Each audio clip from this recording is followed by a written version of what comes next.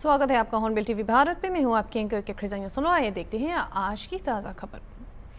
2 सितंबर से भाजपा ने एक विशाल सदस्यता अभियान शुरू किया, जिसका लक्ष्य उत्तर प्रदेश में 2 करोड़ से अधिक न्याय सदस्यों को जोड़ना है। इस अभियान के तहत सभी जनप्रतिनिधियों को एमएलए, एमएलसी हो या अन्य न्याय सदस्यों को जोड़ने की जिम्मेदारी सौंप दी गई। इस अभियान की सफलता की संभावनाओं और कारणों पर हॉर्नबिल टीवी ने भाजपा एमएलसी और दलित चिंतक डॉक्टर लालजी प्रसाद निर्मल से खास बातचीत की।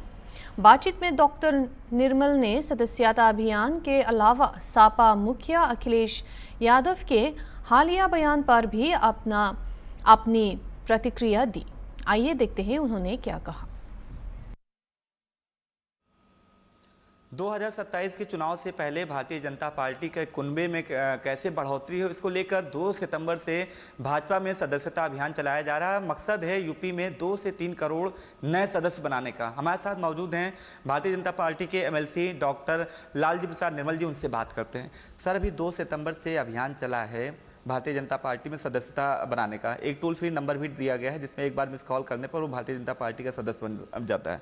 क्या लगता है, भारतीय जनता पार्टी ने जो लक्ष्य रखा है यूपी में 2 से 3 करोड़ लक्ष्य नए बनाने सदस्यों, क्या लगता है पूरा हो जाएंगे? अगर जुड़ेंगे लोग तो किन नीतियों के तहत भारतीय जनता पार्टी से जुड़ेंगे?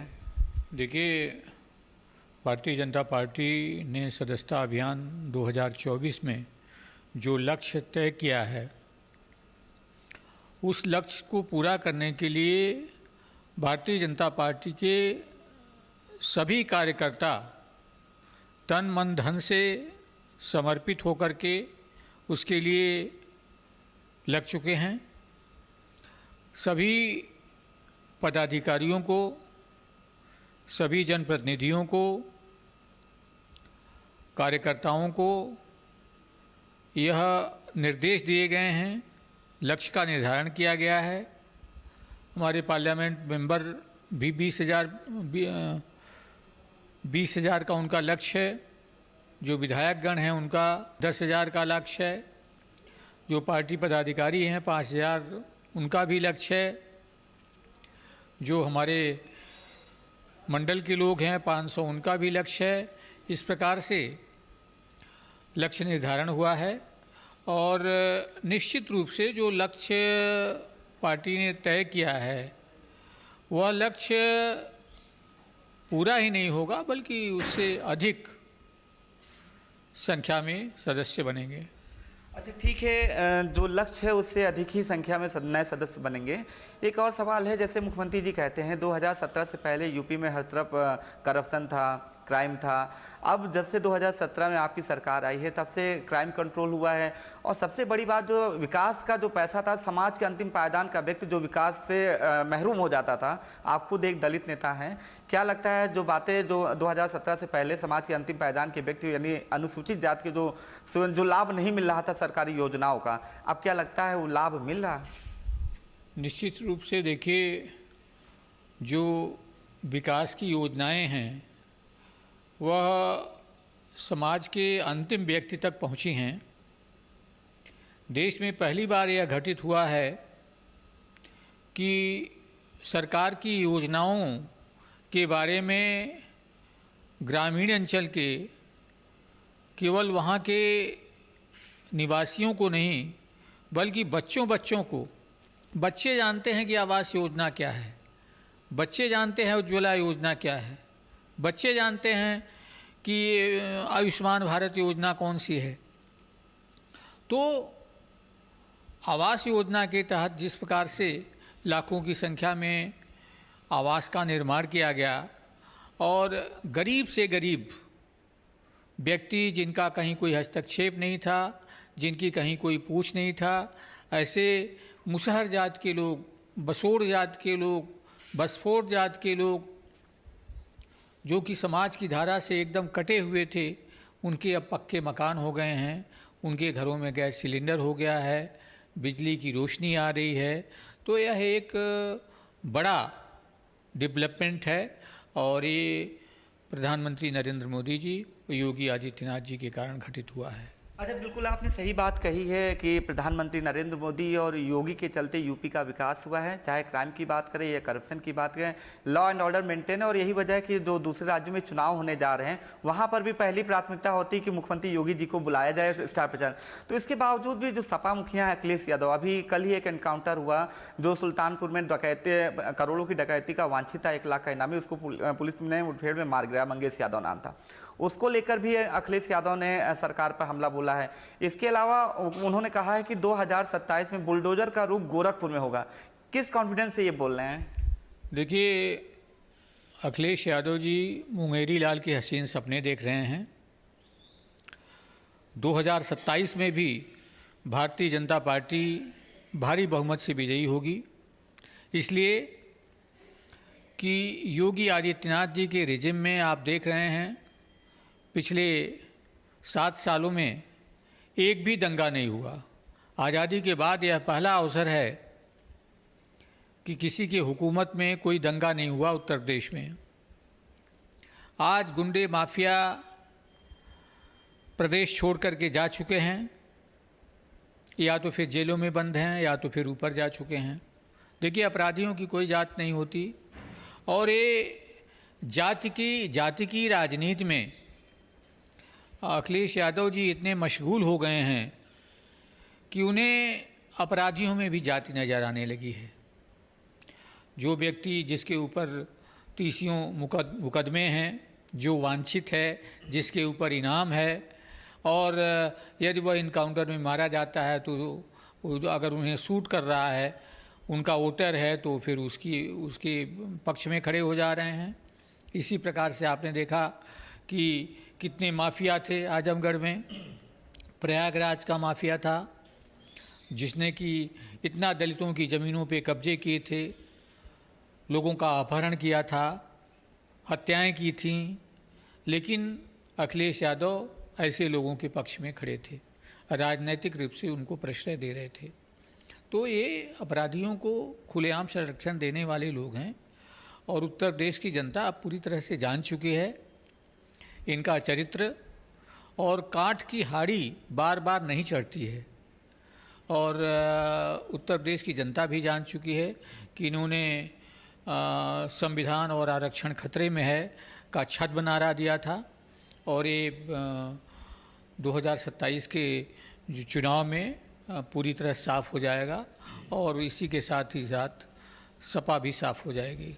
बिल्कुल, आप डॉक्टर लालजी प्रसाद निर्मल हैं जिन्होंने साफ कहा कि आज उत्तर प्रदेश अपराध मुक्त है, दंगा मुक्त है। और बात अगर और की आगे जोड़ी जाए तो आज यूपी की पहचान पूरे देश में उत्सव, यानी यूपी की पहचान त्योहारों वाला प्रदेश कहा जाता है, उत्सवों का प्रदेश कहा जाता है। और बात कहें सपा मुखिया अखिलेश यादव के बयान की कि 2027 में जो बुलडोजर है वो गोरखपुर में गरजेगा। हालांकि इस पर इनका कहना है, लालजी प्रसाद निर्मल का साफ कहना है कि 2027 में एक बार फिर यूपी में भारतीय जनता पार्टी की प्रचंड बहुमत की सरकार बनेगी। और बात रही सपा अखिलेश के बयान की, तो वो सिर्फ मुंगेरी लाल के हसीन सपने के बराबर जैसा ही है।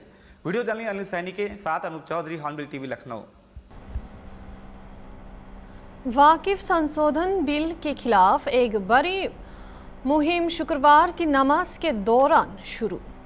जूम के खुतबे में इमामों ने वाकिफ बिल की खामियों को उजागर किया और इसे विरोध का आह्वान किया। नमाजियों ने QR कोड स्कैन करके अपने विरोध को दर्ज कराया।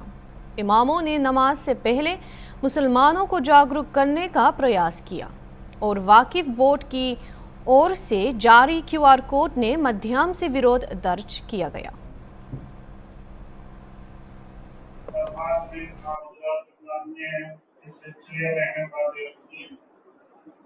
इस्लाम में वक्त को एक इबादत का दर्जा हासिल है।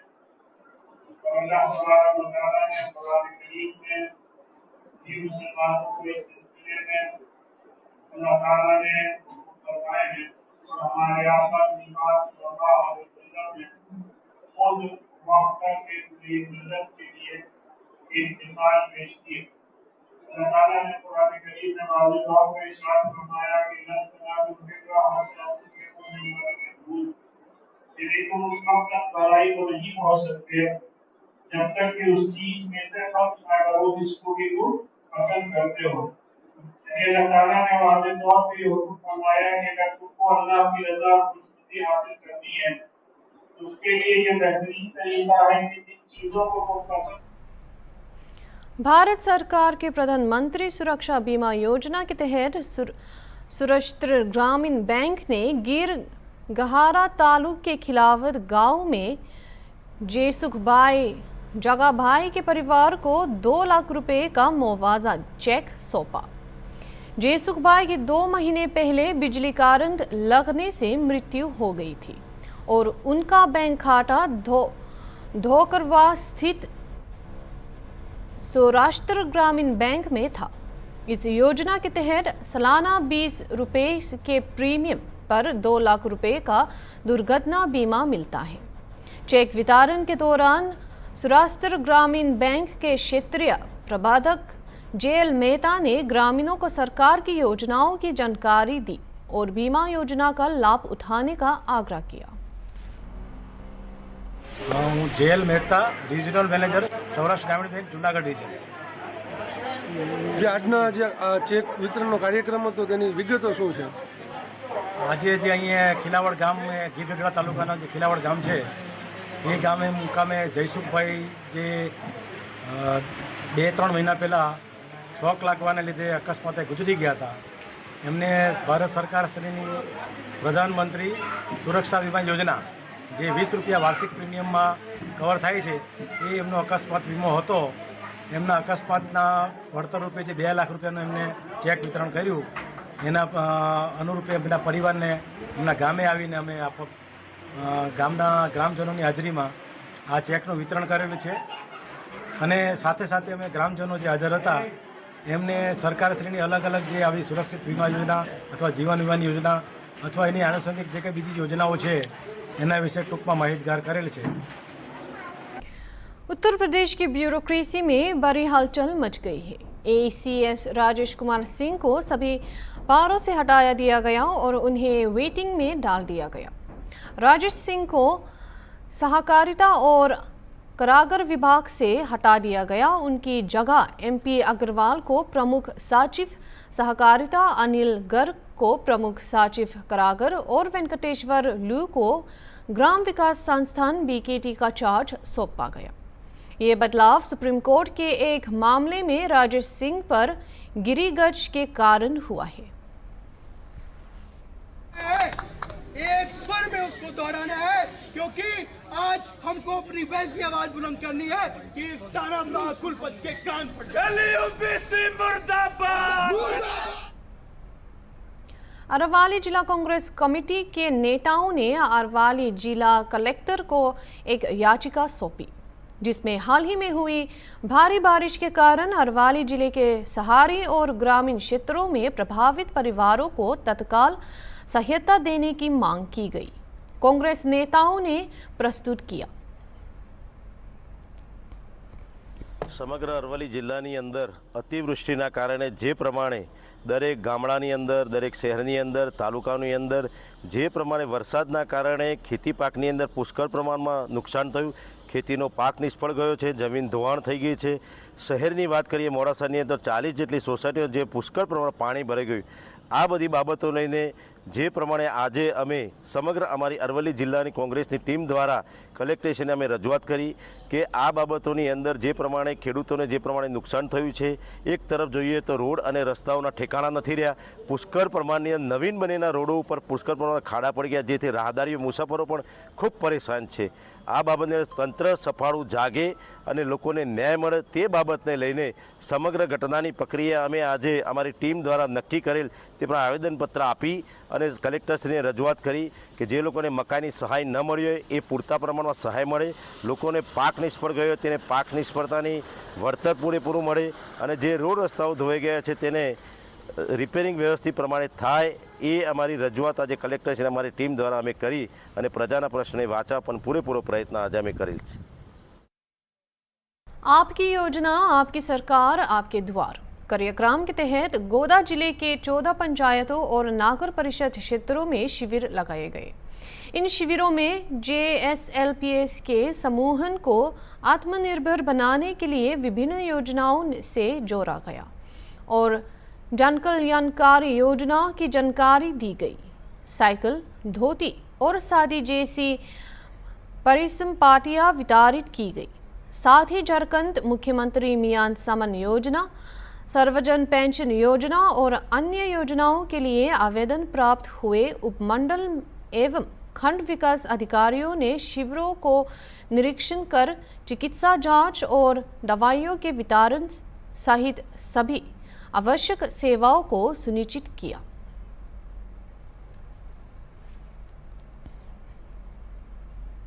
झारखंड मंत्रालय में आज शाम खुशी और उत्साह का माहौल था।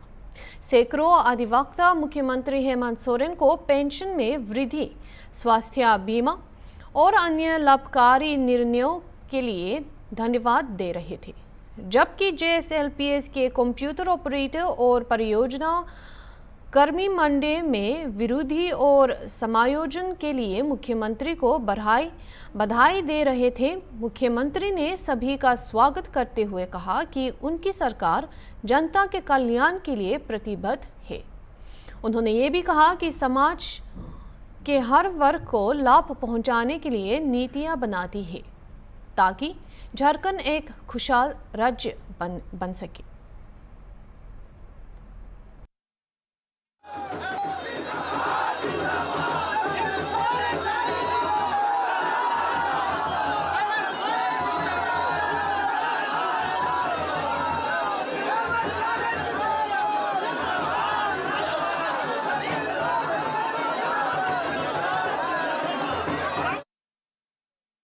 मुख्यमंत्री हेमंत सोरेन ने फेमिना मिस इंडिया झारखंड 2024 की विजेता रिया नंदिनी से मुलाकात की। मुख्यमंत्री ने उन्हें बधाई दी और आगामी प्रतियोगिता में सफलता के लिए आशीर्वाद भी दिया। मुख्यमंत्री ने कहा कि प्रदेश की बेटियों की प्रगति में सरकार पूरा सहयोग देगी। रिया नंदिनी अब मुंबई में फेमिना मिस इंडिया 2024 के ग्रैंड फिनाले में हिस्सा लेंगे।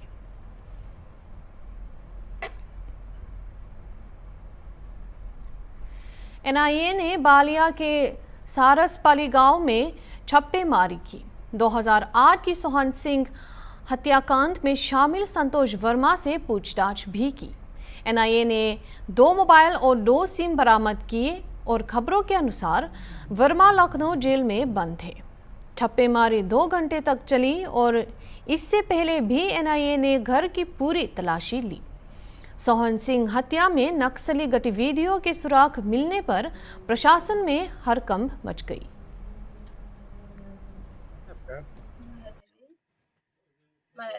माया देवी जी। जी सर। जी, अभी आपके यहाँ कौन लोग आए थे, कहाँ से आए थे? लखनऊ से सर आए थे। हाँ, बोले क्या सर, बताए थे? लखनऊ से आए थे। क्या बता रहे थे? बोल रहे थे सर कि हम लोग लखनऊ से आए हैं। हाँ। कौन से लोग? NIA की टीम थे सर। अच्छा। हाँ। क्या पूछ रहे थे आपसे? पूछ रहे थे कि तुम्हारे पति क्या है। और सर मेरी लड़की का मोबाइल ले गए, बोले कि हम जांच कर ले जा रहे हैं।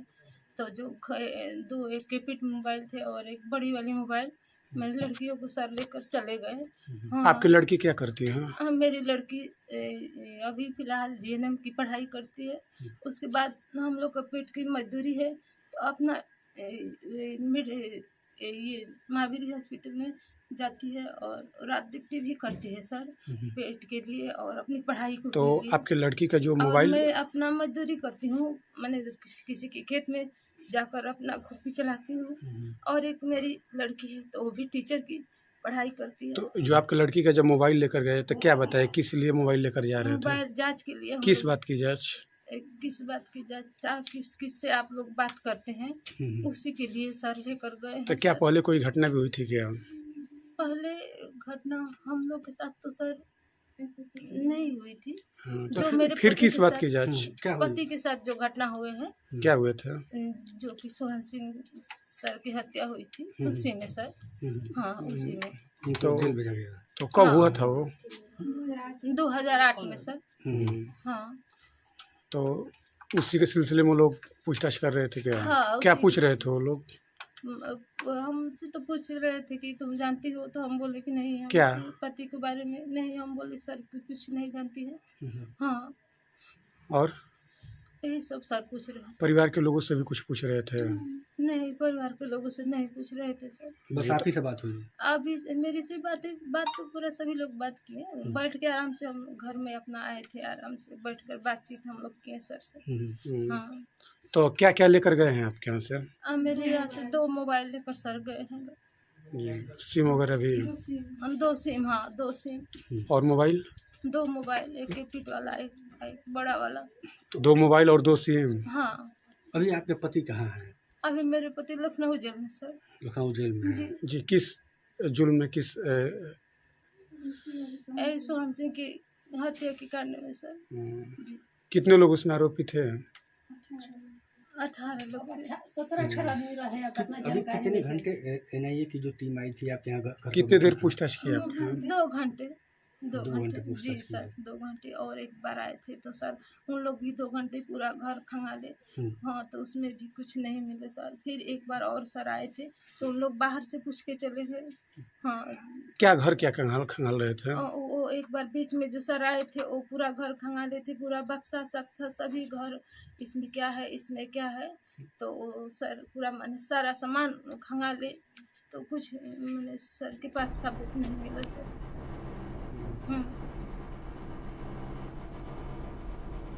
अभी के लिए इतना ही, और खबरों के लिए देखते रहिए हॉर्नबिल टीवी।